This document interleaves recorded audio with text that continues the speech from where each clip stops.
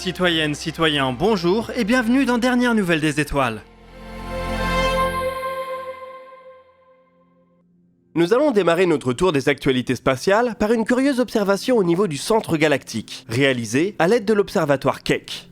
Ces derniers mois ont été riches pour l'astronomie, notamment grâce aux observations de James Webb. On a remarqué que ces résultats vous passionnent. Nos vidéos qui traitent d'observations réalisées par le nouveau télescope de la NASA sont souvent celles qui sont le plus regardées sur la chaîne. On est donc très heureux de pouvoir aujourd'hui vous parler encore une fois du magazine Ciel et Espace. Le numéro de mars qui vient de sortir revient ainsi en grande partie sur les premiers résultats de James Webb. Galaxies anciennes et lointaines, pouponnières d'étoiles, atmosphères d'exoplanètes, tout est passé au crible par l'équipe de la rédaction pour vous donner les clés de compréhension de ces observations. On trouve aussi dans ce numéro un magnifique sujet sur JUICE, la sonde européenne dédiée aux lunes galiléennes de Jupiter, ainsi que des actualités diverses, des interviews et des tests. De quoi assurer de belles heures de lecture spatiale. Comme d'habitude, on s'associe à l'Association française d'astronomie qui édite le magazine pour vous proposer des réductions sur les abonnements. Avec le code HUGO20, vous pouvez accéder à une réduction de 20% sur la formule papier de 1 ou 2 ans.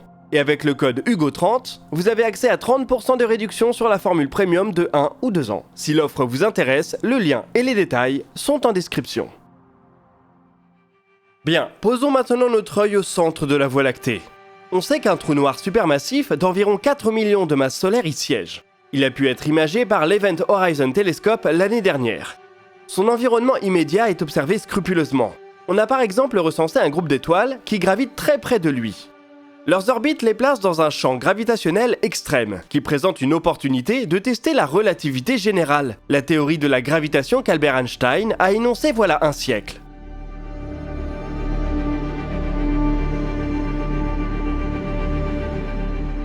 Ces 20 dernières années, les observations du centre galactique ont aussi révélé un étrange objet, de forme allongée, qui a été baptisé X7. Pendant bien des années, sa nature est restée élusive, mais il semble qu'on en sache aujourd'hui un peu plus sur lui. Un groupe de chercheurs, travaillant à l'aide des données de l'observatoire Keck, pense ainsi avoir élucidé le mystère. Il s'agirait d'un nuage de poussière et de gaz d'une 50aine de masses terrestres, les restes d'une formidable collision stellaire. Il boucle une révolution autour de Sagittarius à étoiles, le trou noir central de la Voie lactée, en 170 ans. Ces 20 dernières années, l'objet s'est étiré et allongé, malmené par les forces de marée phénoménales du trou noir supermassif.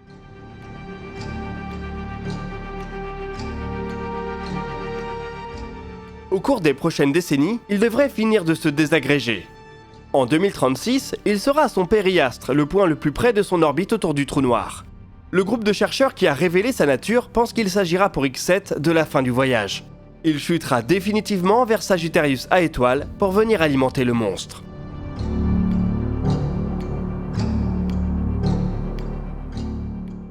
Au centre du nuage se cache peut-être une étoile. Elle aurait été formée par la collision de deux autres étoiles. C'est ce processus qui serait à l'origine de l'apparition du nuage de poussière et de gaz. Les environs du trou noir supermassif sont propices à la fusion d'étoiles. Les centres galactiques sont en effet denses et les trous noirs y attirent les étoiles vers un rendez-vous inexorable. La bonne nouvelle, c'est que la suite du processus va pouvoir être observée pas à pas. 2036, c'est très proche, à l'échelle des temps astronomiques. Les astronomes vont donc pouvoir observer comment X7 se comporte au fur et à mesure qu'il se rapproche de Sagittarius à étoiles. Cela pourrait être la clé pour comprendre d'autres objets poussiéreux, aux propriétés un peu similaires, qui ont été baptisés les objets G. Le trou noir supermassif qui se trouve au centre de la Voie lactée semble ainsi avoir une grande influence sur son environnement. Il détruit les étoiles qui l'approchent d'un peu trop près, mais aide aussi à en créer de nouvelles un peu plus loin en concentrant le gaz et la matière. C'est un spectacle qui doit être fascinant si des civilisations ont l'occasion d'apparaître aussi près de trous noirs supermassifs.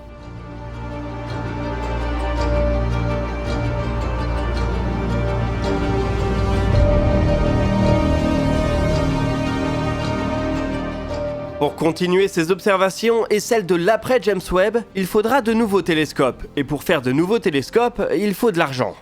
Justement, la Maison-Blanche vient de révéler le budget qu'elle compte consacrer à la NASA pour l'année 2024. Il s'élève à 27,2 milliards de dollars. C'est 1,8 milliard de dollars de plus que cette année. Ce qui est à la fois beaucoup au vu des budgets des autres agences et peu au regard de l'inflation et des ambitions très fortes de la NASA. C'est aussi très peu par rapport au budget fédéral total des États-Unis, qui s'élèvera en 2024 à 6 800 milliards de dollars. On se rappelle qu'à l'époque du programme Apollo, le budget de l'agence spatiale américaine représentait 2,5% du PIB de tout le pays. On espère aujourd'hui retourner sur la Lune en mobilisant une fraction beaucoup plus faible de l'économie américaine.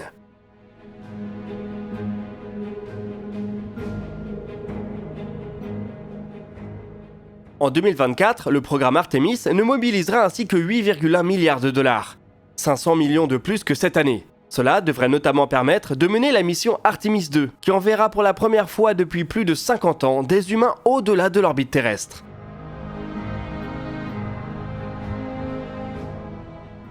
La NASA devrait par ailleurs annoncer qui seront les heureux voyageurs au début du mois prochain.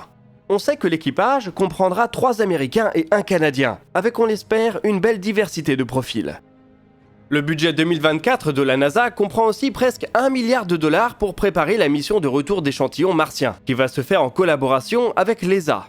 La date visée pour le retour est fixée à 2033, avec un décollage probable dans la fenêtre précédente, autour de 2031 donc.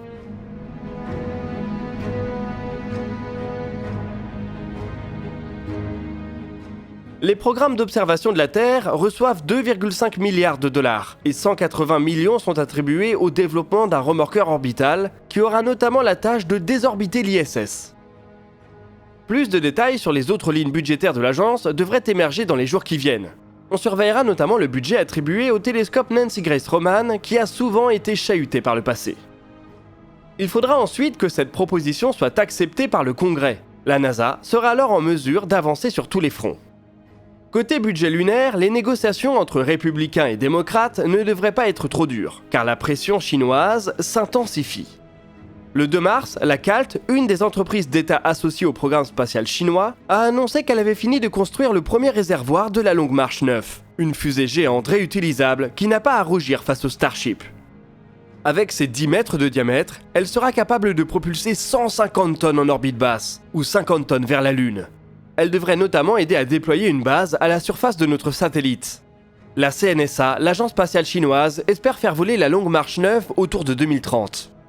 Elle pourrait cependant être capable de déposer des humains à la surface de la Lune avant cette date, grâce à un autre lanceur qui vient de prendre le nom de Long March 10. Ce dernier devrait réaliser son premier vol en 2027 et se place donc sur un calendrier serré par rapport à Artemis 3. Américains et Chinois devraient donc aller d'annonce en annonce au fil des prochaines années pour proposer des dates de lancement crédibles pour leur future mission habitée à la surface lunaire. De là à ce que cela se transforme en course, il n'y a qu'un pas qui a peut-être déjà été franchi.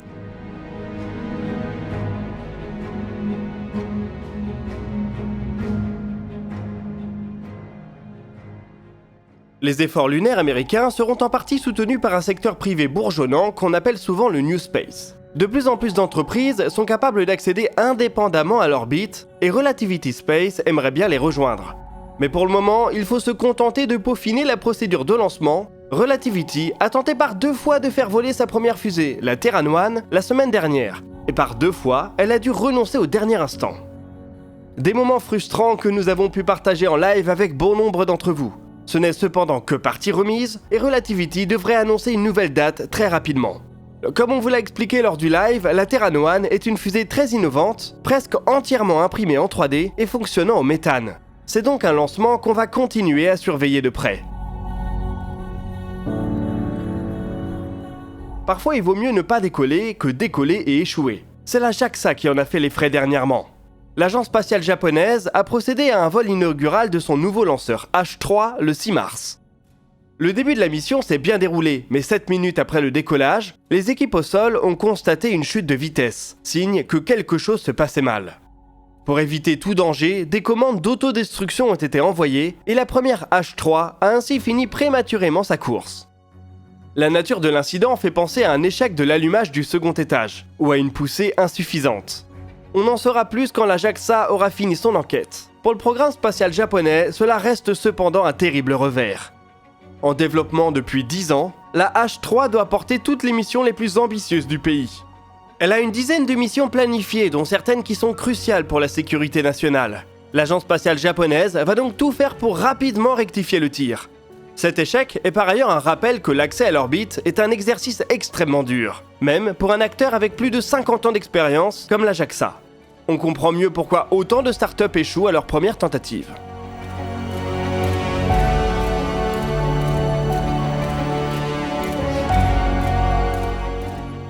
Allez, on va finir avec une nouvelle inquiétante qui nous vient des États-Unis. La semaine dernière, la Silicon Valley Bank a fait faillite, entraînant une onde de choc sur tout le milieu de la tech américaine. Parmi ses clients, il y avait de nombreux acteurs spatiaux. Rocket Lab, Astra Space, Black Sky ou encore Planet Labs ont tout annoncé qu'ils détenaient des fonds auprès de la banque. Les autorités américaines vont essayer de démêler l'affaire cette semaine, mais s'il devient impossible de recouvrer ces fonds, ces entreprises concernées pourraient se retrouver dans des situations très difficiles. Cette faillite est par ailleurs un signe de l'assèchement monétaire qui accompagne la remontée des taux de la Fed. Il va certainement devenir plus difficile de lever des sommes importantes, ce qui pourrait signer un coup d'arrêt pour le New Space.